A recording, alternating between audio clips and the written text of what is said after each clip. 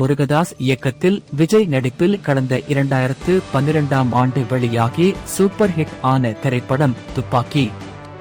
விஜயின் கெரியரில் முக்கியமான படமாகவும் துப்பாக்கி அமைந்தது. விஜய் நடிப்பில் வெளியாகி முதன்முறையாக 100 கோடியை தாண்டி வசூல் சாதனை செய்த படம் இதுவாகும். இந்த படத்தில் காஜல் அகர்வால், சத்யன், வித்யுத் ஜம்வால் உள்ளிட்டோர் முக்கிய கதாபாத்திரங்களில் நடித்தனர். சுமார் 60 கோடி பட்ஜெட்டில் உருவாக்கப்பட்ட இப்படம் மொத்தமாக 129 கோடி வரை வசூல் செய்து மாபெரும் வெற்றி பெற்றது. இவ்வாறு மாபெரும் வெற்றி பெற்ற இப்படத்தில் நடிக்க முருகதாஸ் முதலில் தேர்ந்தெடுத்தது விஜய் இல்லை, அக்ஷய் குமார். ஆம், இப்படத்தின் கதையை முருகதாஸ் முதலில் அக்ஷய் குமாரிடம்தான் கூறியிருக்கிறார்.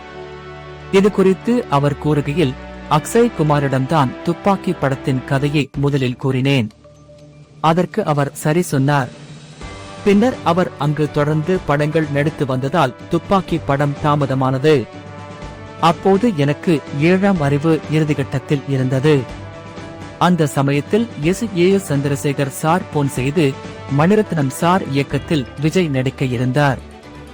ஆனால் சில காரணத்தால் அது கைவிடப்பட்டது.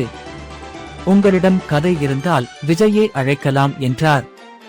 உடனே நான் அக்ஷய் குமாருக்கு போன் செய்து, சார் படம் இப்படி தாமதமாகிறது, முதலில் நான் இதை தமிழில் எடுக்கிறேன் என்றேன் என்றார்.